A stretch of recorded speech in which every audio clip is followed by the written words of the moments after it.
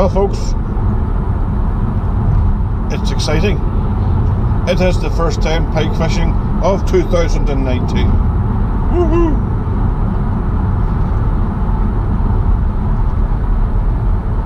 It's just gone 8 AM in the morning. It is 7 degrees outside. So roll that intro.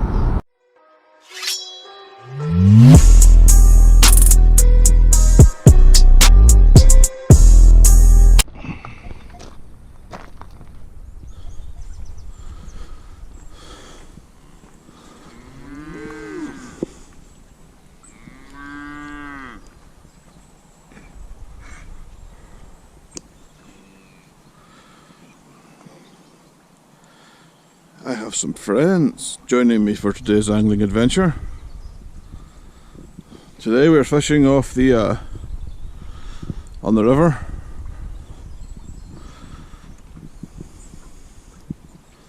There's quite a lot of water pulling throughout here, so it's going to be good. It's going to be really good. I have a good feeling about today. Let's get the gear out and let's go.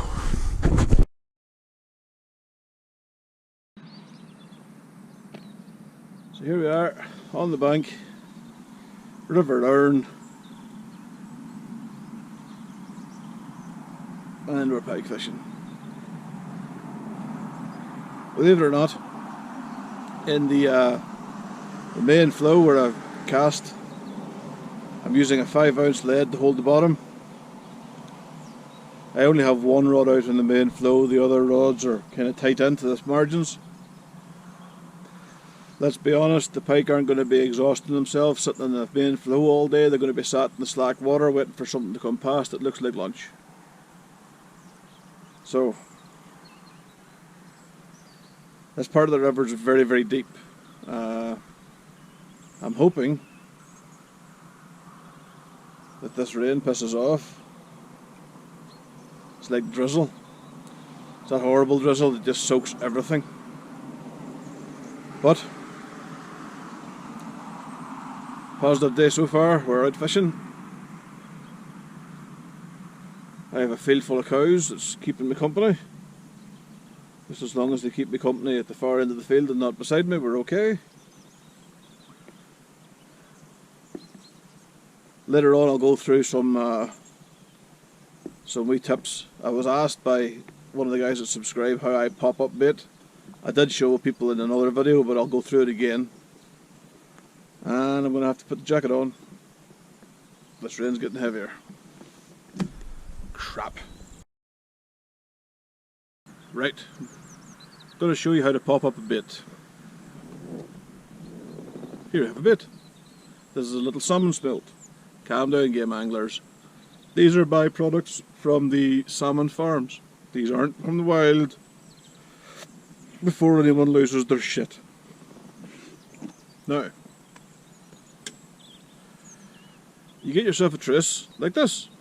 This is a normal standard trace, just 20, well, I think this is actually about 28 inches long, so it's a bit longer than normal. But you'll see, I have crimped on a little clip. This little boil. And you would attach that little loop to it. So that this will look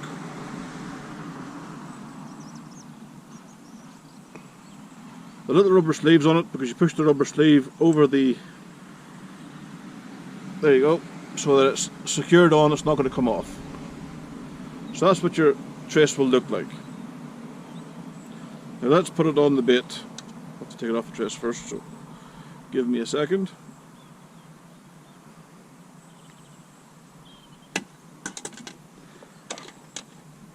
You need one of these. This is a baiting needle. As you can see at the top there, it's got like a little latch that folds over. You get these for about £3, £4 at a tackle shop. If you go for the Corda ones or the Nash ones, you might pay £8 or £9. But normal generic baiting needles, £3. Don't pay the tax on name brands, guys. Not worth your time. Now, you would push this through your bait, like so.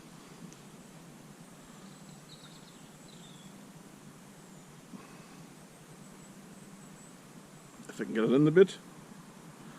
Should really have done this with a bait that wasn't frozen. There we go. So that's it in one direction, out beside its head. And then we're going to put it back through again. So what we've done there is we've made a channel for the needle.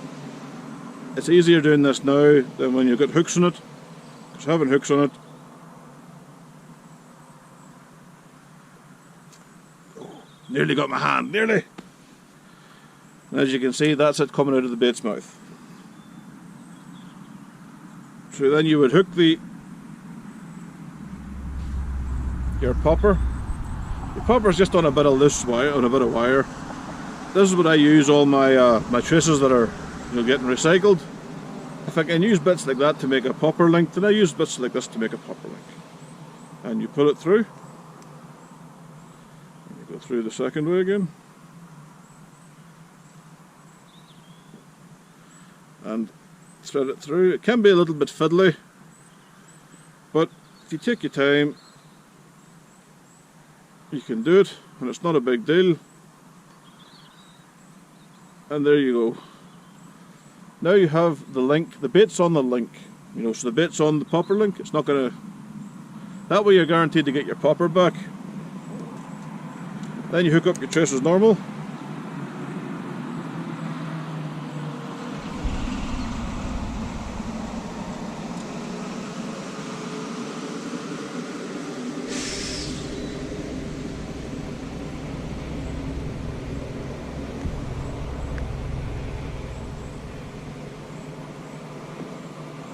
And there you have it, a popped up bait.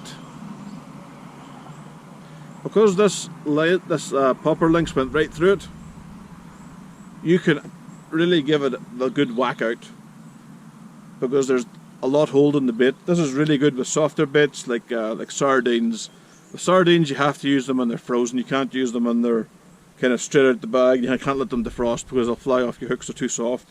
But pike like sardines, so there you go, there's how I have a popped up bait.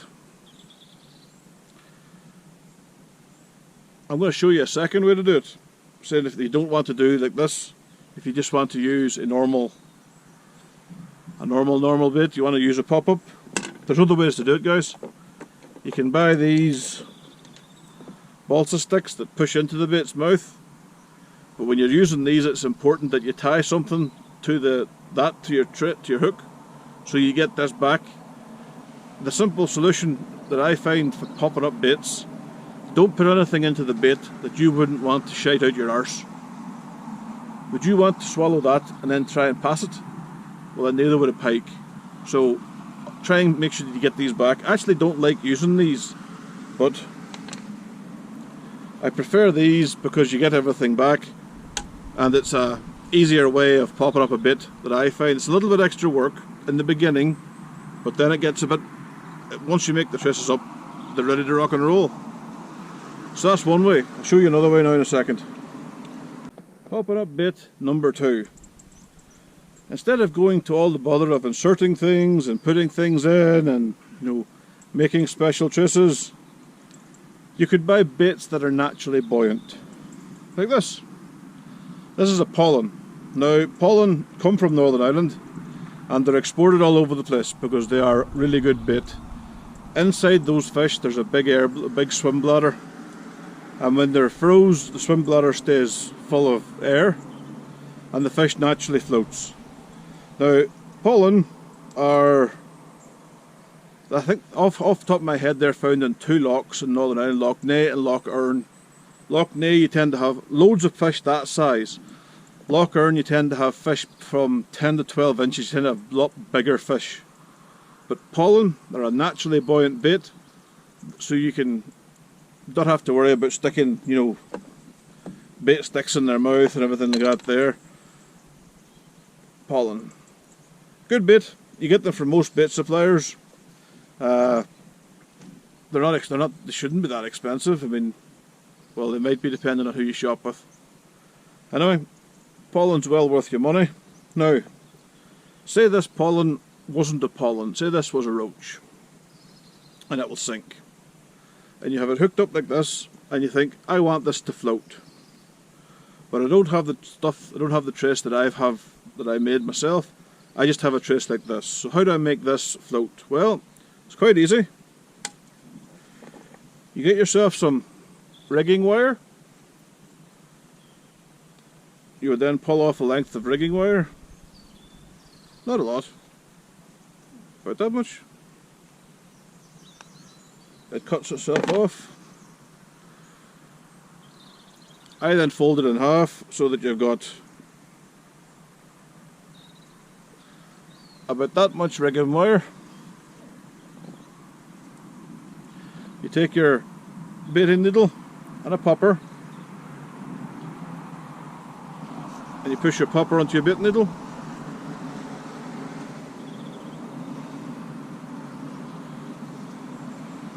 Push your, so that your popper is now on your wire.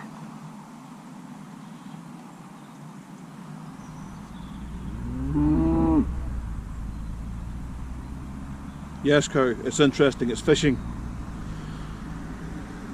So then you have it looped through the wire like that.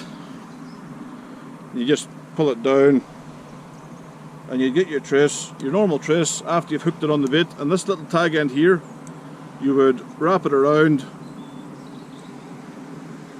your hook.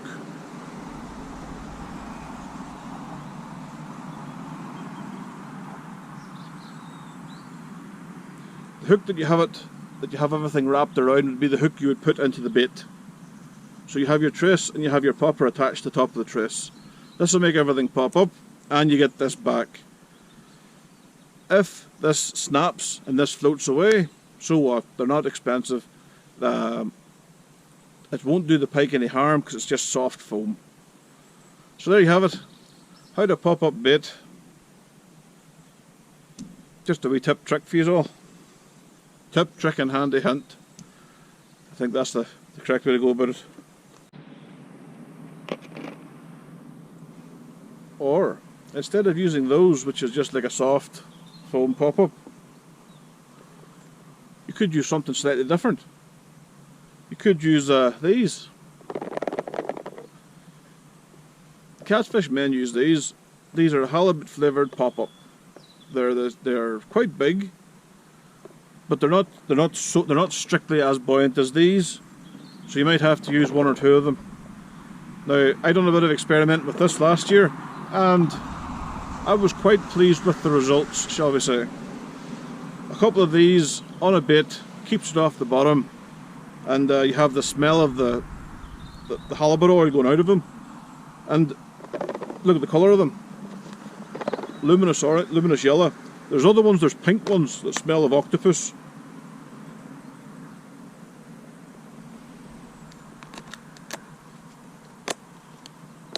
But instead of using the wire wrapped around it, I would get like a boilie stop. Or even if you're kind of like stuck for something, really stuck for something, take a stalk of blade of grass, a stalk of grass, right down till you get to the bottom of it. Now, snip off about half an inch of that there and use that there as a stopper. That won't pull through the bait, and if the worst case scenario the pike manages to eat these off the trace, well then it's passing half an inch of a little bit of grass, so it's not going to do it any harm. I mean, I'm sure pike in their day-to-day activity, you know, between hitting prey, they'll have hit prey and weed, and they'll be swallowing weed, they'll be swallowing, you know, even thicker stuff like reeds. I've seen pike smash up in the reeds, and you know, so they must have to get some vegetation with their food, you know, purely by accident, purely by the way that they're aggressively feeding. But it's something that I think wouldn't do the fish any harm, which is good. But something for you to think about, something for you to try. We might be getting a bite here.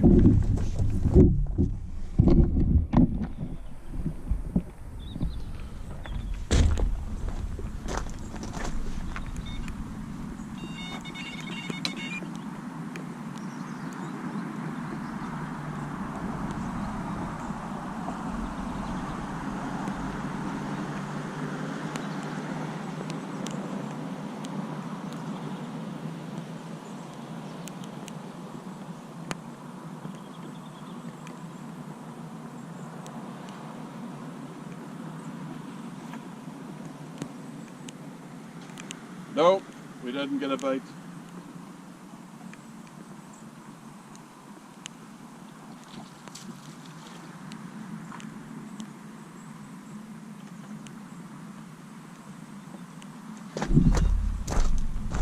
Bugger.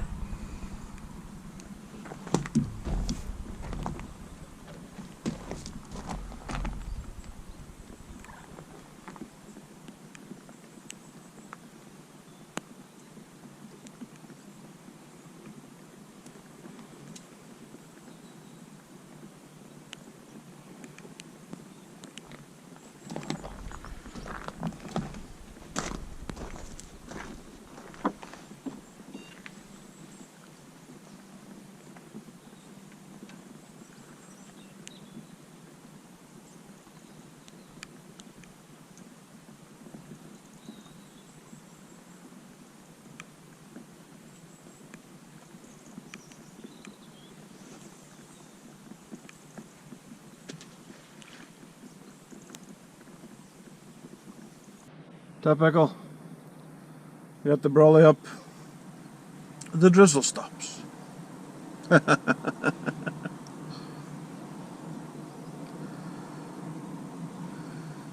If it's dry enough, I'll run through my gear, but I'm going to wait till this dark cloud that's above me here buggers off. The wind is going that way, so the dark cloud that's here will go that way, and behind it there is kind of light, there is better cloud cover. So when the better cloud cover comes in, I'll do a quick run through of the gear and how I'm fishing.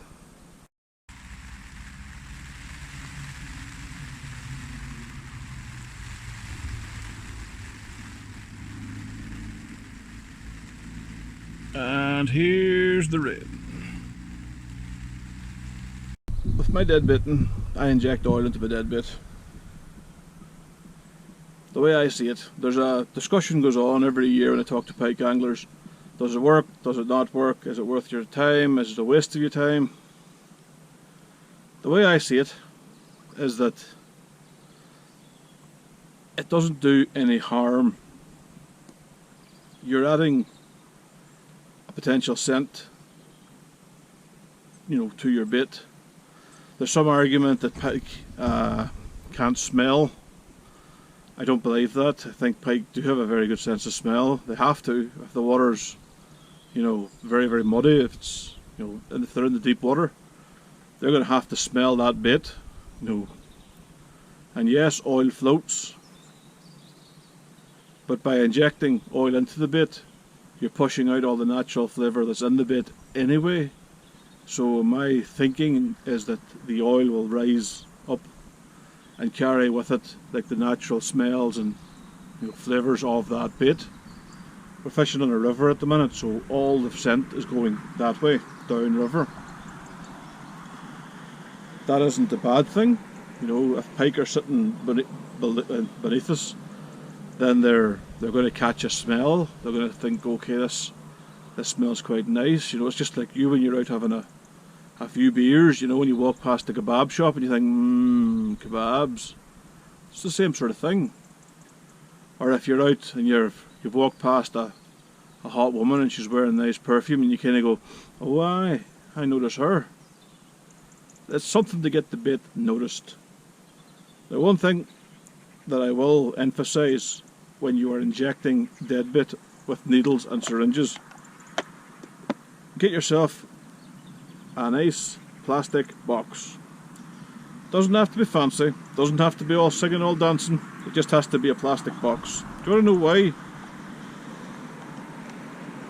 Because that will fuck you up. God knows how much bacteria is on that, and if that managed to penetrate your skin and you actually injected yourself with oil, or worse still, you injected yourself with a little bit of air, then it's good night, Irene. So, plastic box stops you getting stabbed by the needles. Safety is important. As you can see, I have a lot of 10 and 20mm syringes. These needles I get from a farm veterinary supply shop. I got like a box of 100 for £12. Wasn't expensive. a lot cheaper than what you'll pay if you're going to go and buy them from the vet supplies. If you're going to go and buy them and they've got like a Fox Rage stuck to them, well then you're not going to get them cheap. The thing with pike angling, you can do it where you buy everything that has a name and it'll be expensive, or you can buy stuff that does the same job, doesn't have a name, and it costs a lot less. My oils I keep in this bag. This is just an old reel pouch from back in the day when I was a match angler. I have a variety of different oils in here. You know, things like smoky mackerel, smelt, salmon. That's an old ET. That's an old version of this.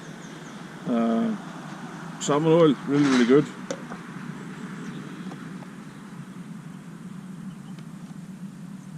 I also have some surprises in there. From when I was fishing in the Highland, there's haggis oil. I don't know what it is, but there was times when it worked. I don't know what it was, it worked. You know, then there's, you know, that's more mackerel. There's sardine oil. So I quite like the oils that I get from Eddie Turner. I'm not going to tell you no lies. The oils that I get from him are definitely worth the money. So there you go, there's a wee tip for you. Yes, there is companies that do other types of oils and stuff. Like this here's this is meant to be like a goo for pike angling. It's meant to be salmon flavoured. It's meant to be like a fluorescent goo that comes off it. As you can see, it's meant to be like fluoro orange. It's made by LFT. Now, this was given to me. I never actually paid for this. And I'll be honest with you, I haven't really tried it that much. I haven't really given it a good go to say whether it's good or bad. You know, so I couldn't really tell you go out and buy this stuff. Whereas the Eddie Turner stuff, I would say happily, yeah, it's good stuff going by it. Another thing I have in here is bait dye. This was made by a company called Winchwood.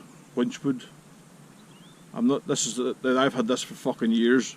You don't go through an awful lot of it. I have reds and I have yellows and I have oranges. And again, you don't go, look how battered that bottle is.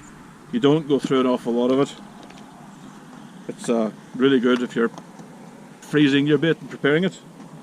Then it's good to give it a good spray of that there, the yellows and the reds. Just makes something a little bit different, doesn't it?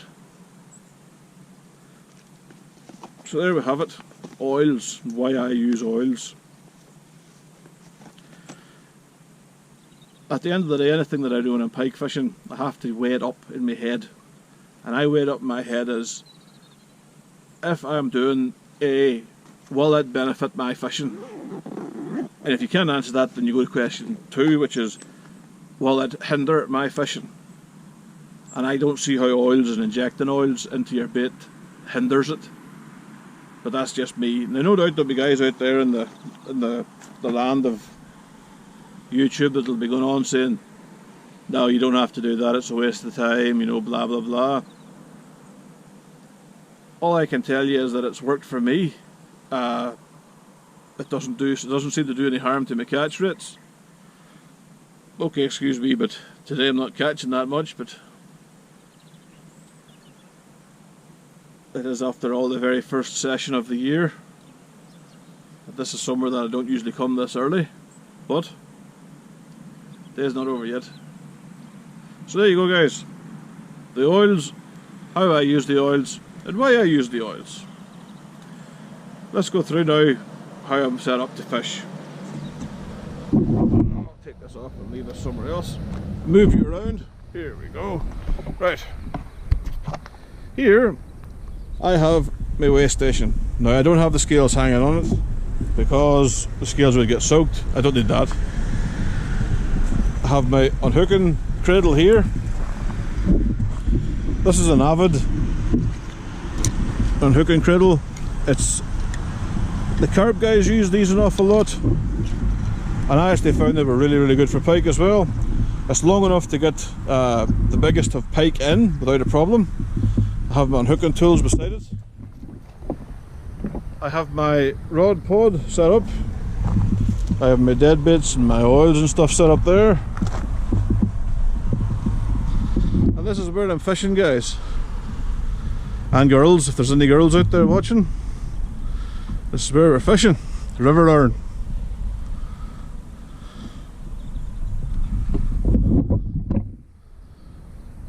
Now all we need is a pike to show up and make the day extra special.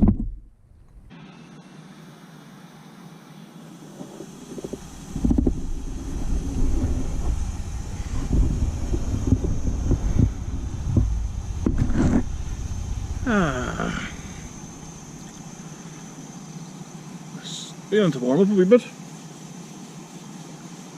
Still quite wet though. The river's actually rising. I can see it rising because you can see where the water's coming up to new parts of the bank here. It's still flowing down at a million miles an hour. I've had to pull the baits closer than the slack water because fishing in the main flow is just not working. But slack waters and marginal shelves are all good places to look for pike. I would just actually like to get to fish across the river into a few of the deeper holes that I know that, well, that hold pike. But I have my kettle on the go. I'm going to have a cup of coffee.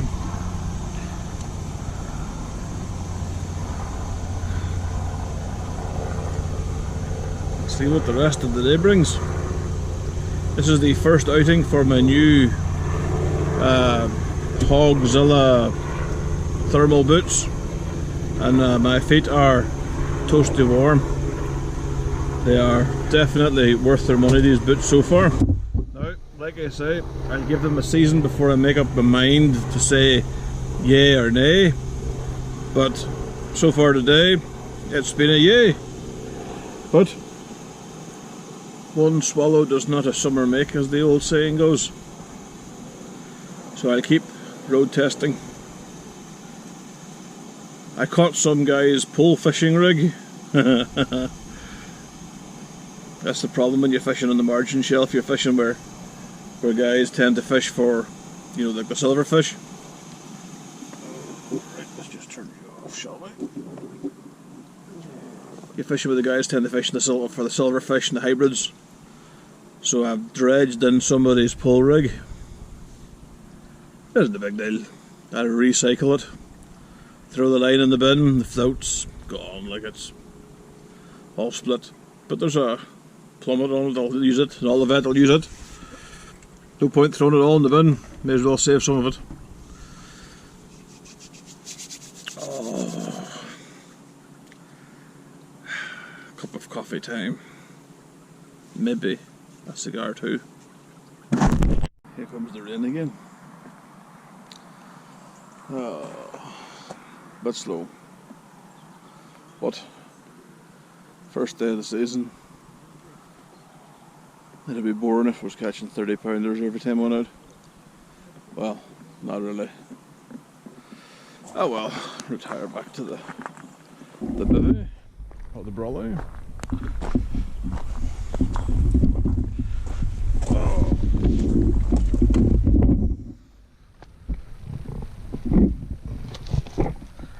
Let's put this here for a change, shall we?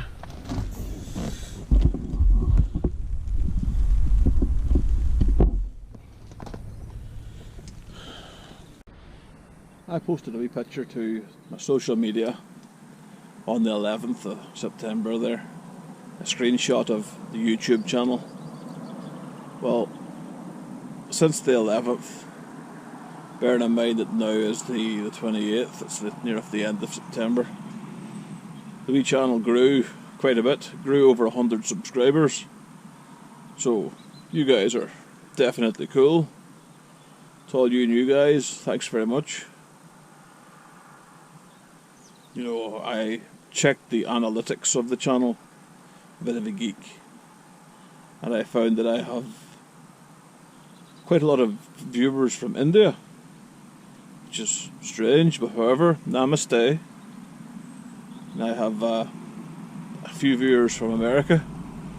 So, hello American guys.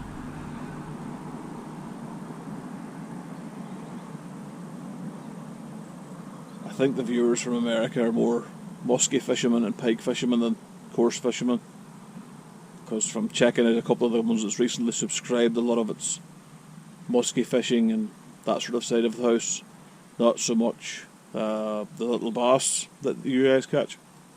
But over 100 subs is over 100 subs. The plan, and there is a plan, is to get over 1,000 subscribers, because YouTube changed the rules. You have to have over 1,000 subscribers before the YouTube lets you go live from a mobile device. So this year I want to get out more fishing, like more overnight fishing, more bivvy sessions, longer sessions. I would like to be able to do some live from the bank shenanigans just for you guys. I'll be honest, the whole month of October I plan to do mostly day session fishing, because the water temperature's still not really as cold as I would like it to be. The pike aren't really in the places that I would class as their winter hideouts, their winter haunts. They're still chasing the shoalfish up and down the system. Now, when I first got down here this morning, it was kind of calm, and you could see a lot of shoalfish rising in the margins on the side. So I'm surprised that I haven't actually caught pike, because usually where there's shoalfish, there's pike. However, the river is rising, and the river is definitely right. There's a fish just splashed at the tip of my rods there. It's typical, isn't it? That's fish's way of going, haha, not catching me, dickhead. I've had to pull the baits out of the main flow of the river, because even with 5 ounces the baits weren't holding the bottom, shall we say. So I'm fishing kind of on the inside of the river, on the slacker water, on the marginal shelf. Apart from that one dropped run, that's been it today.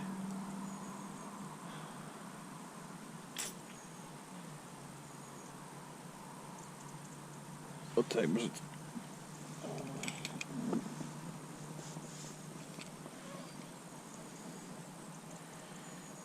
It's 20 past 3. I think I'll give it to 4 o'clock, and then after that I'll take a slow pack up and drive home. I have a shopping list in my head of things that I need to replace. Little things that you think, oh, I should have plenty of that, and you go to put your hand into a box and there's none of them left. So there'll be some shopping done. Covert shopping. Meant to be saving for a house. Wife doesn't like me spending money on fishing tackle. Meant to be saving for a house. This is why you get stuff delivered to your work.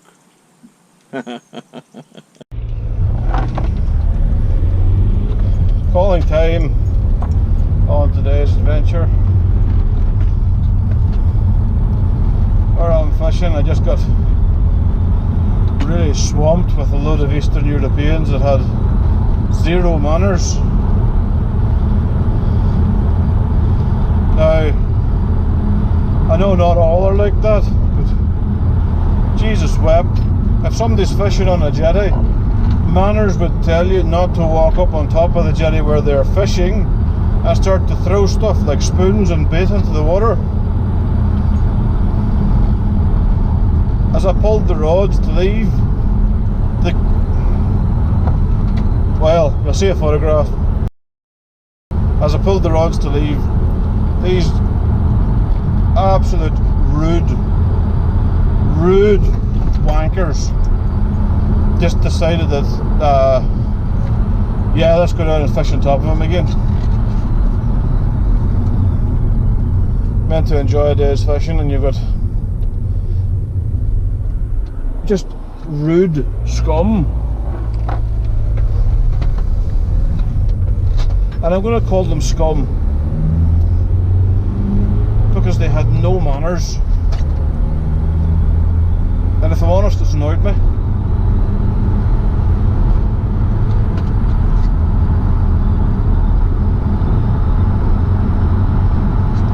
Anyway, a blank. First fishing session of the year, and I blanked.